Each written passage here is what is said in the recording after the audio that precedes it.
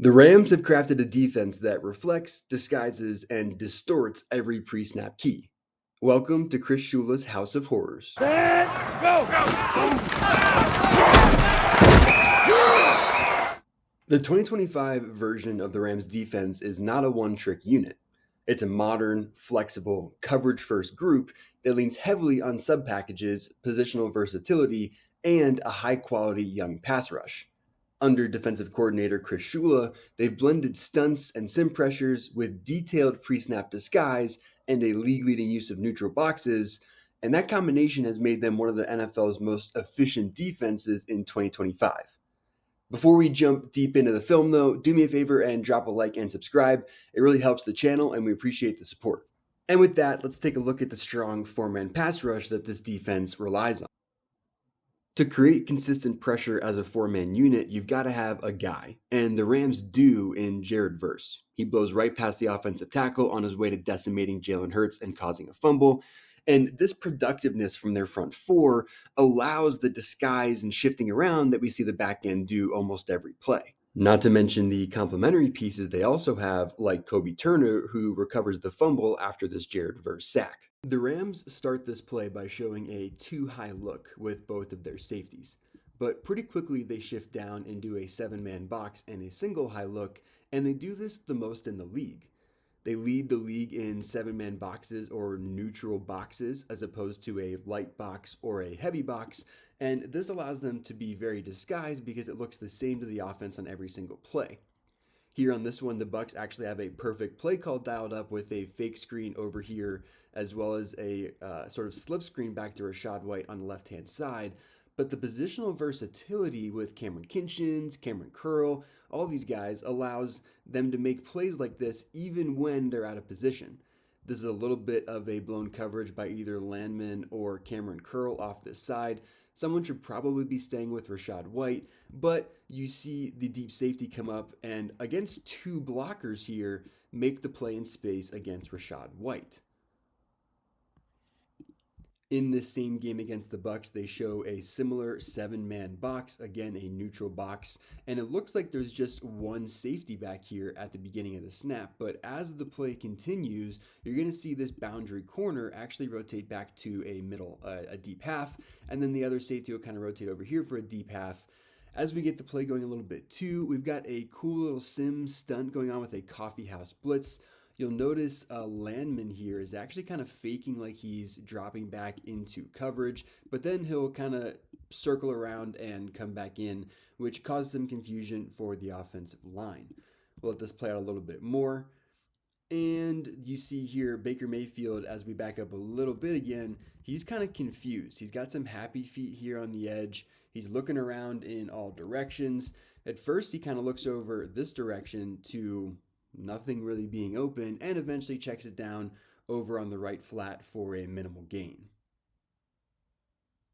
The Rams disguise their coverage on a staggering 45% of their plays, here showing a two deep safety or middle open look, and as the snap goes and Darnold turns around, and this is a big deal because he's turning around for play action, you'll see the safeties start to rotate into a middle field close look with Cameron Kinchins coming in the middle hole spot and Cameron Curl dropping into a deep third.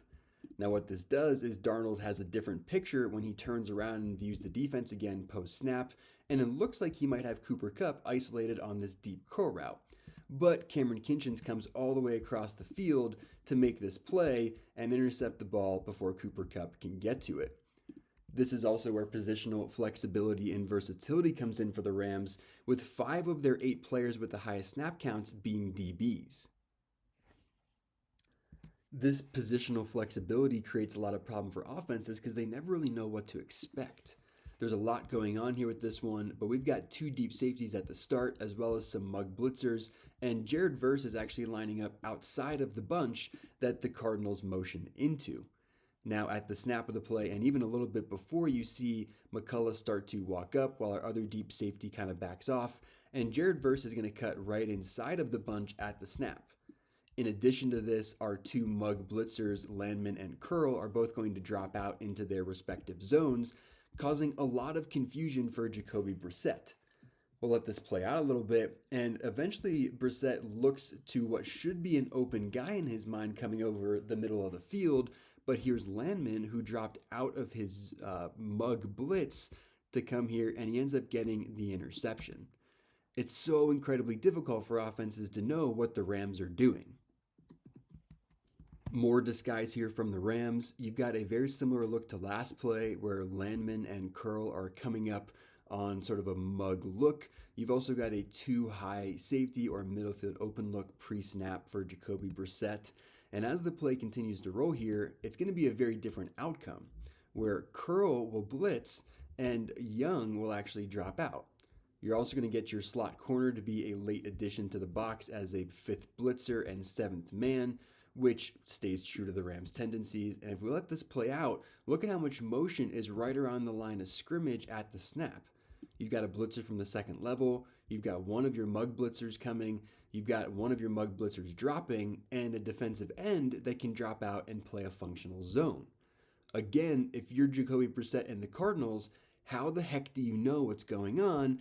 And at the end of all this, Brissett is forced to just pull it down and take a sack. When you put all of these pieces together, the more than capable four-man pass rush led by Jared Verse, the positional versatility and flexibility on the back end with all of your defensive backs, and a lot of the execution with the disguises, you get a defense that's top 5 in EPA per play, points per drive allowed, and explosive play rate allowed.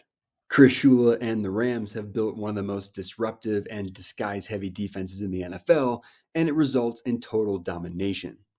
Don't forget to like and subscribe. It really helps the channel. And engage with us on socials. All of those are linked in our bio. If you're on your favorite podcast platform, please leave a rating and review. Off the Edge is a Life in the Stands production. We appreciate all the support. And until next time, defense!